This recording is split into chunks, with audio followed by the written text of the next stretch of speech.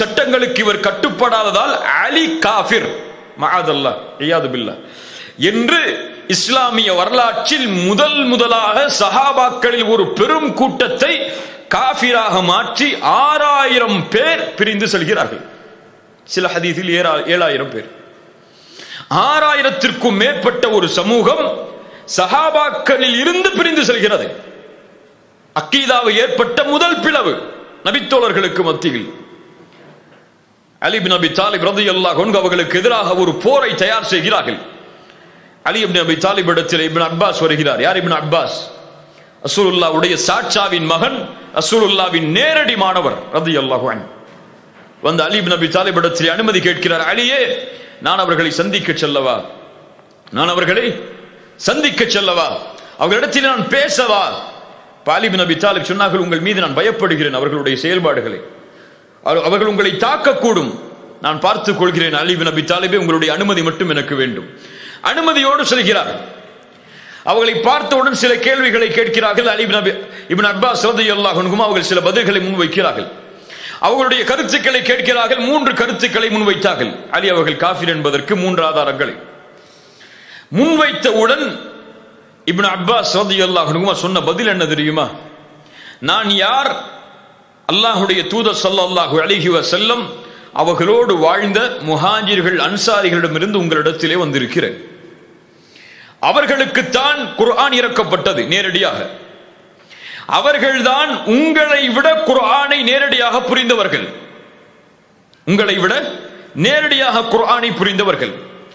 எங்களோடு அந்த எல்லா நபித்தோழர்களும் உண்டு. உங்களுடைய இந்த கூட்டத்தில் ஒரு நபித்தோழர் உண்டா? உங்களுடைய இந்த கொள்கையில் ஒரு நபித்தோழர் உண்டா? யாரும் கிடையாது. இந்த ஹவாரிஜிகளுடைய பிரிவில், அக்கீதாவில் ஏற்பட்ட அந்த பிளவில் ஒரு நபித்தோழர் கூட கிடையாது. என்ன அர்த்தம்? நபித்தோழர்கள் கொள்கையில் பிளவு பெற மாட்டார்கள். சஹாபாக்கள் வைத்த அளவீடு உங்களுடைய கொள்கை எங்களுடைய நபித்தோழர்களின் கொள்கையா இல்லையா? நாங்கள் புரிந்தபடி, நான் ரசூலுல்லாஹ்வுடைய சாட்சாவின் மகன், நான் குர்ஆனுடைய வசனத்திற்கு இதை புரிகிறேன் என்று விளக்கம் சொன்னவுடன் அந்த கூட்டத்தில் பெரும் கூட்டம் அந்த இடத்திலேயே தௌபா செய்து இப்னு அப்பாஸோடு விலகி வருகிறது. சுப்ஹானல்லாஹ். இப்போ கொள்கையில் ஏற்படக்கூடிய கருத்து வேற்றுமையில் எம்முடைய அளவீடு, நாம் இருக்கக்கூடிய இந்த கொள்கையில் சஹாபாக்கள் இருந்தார்களா இல்லையா? கபர்களை வணங்கக்கூடிய ஒரு கூட்டம் உண்டு இந்த சமூகத்தில். அவர்களிடத்தில் நாம் கேட்கக்கூடிய கேள்வி என்ன?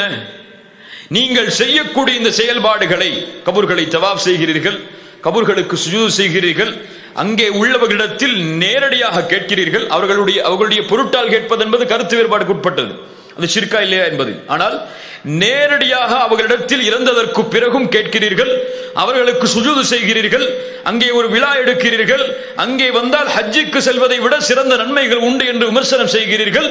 இப்படி நீங்கள் கூறுகின்ற இந்த செயலில் எங்களுடைய ஒரு நபித்தோழர் உண்டா? இதுதான் நம்ம முன்வைக்க வேண்டிய வாதம். காதியானிகளிடத்தில் சஹாபாக்கள் எல்லா நபித்தோழர்களும் ஒருமித்த கருத்து என்ன? நபிக்கு பிறகு நபி கிடையாது. நபிக்கு பிறகு நபியாக அறிமுகப்படுத்திய மனிதனை சஹாபாக்கள் நடத்திய முறை என்ன? அவரோடு போர் செய்து கொலை செய்தார்கள். அப்போ அந்த கொள்கையில் நபித்தோழர்களுக்கு இருந்த முடிவு குர்ஆன் மட்டும் என்று போதும் என்று சொல்லக்கூடிய சமூகத்திடம் கேள்வி, உங்களுடைய கொள்கையில் ஒரு நபித்தோழர் இருந்தாரா? கிடையாது. இப்படி அக்கீதாவில் ஏற்படக்கூடிய பிளவுகளை இந்த கருத்தில் எதிர்கொண்டால் கருத்து வேற்றுமைகள் வராது. இந்த கருத்துக்கு மாற்றமாக என்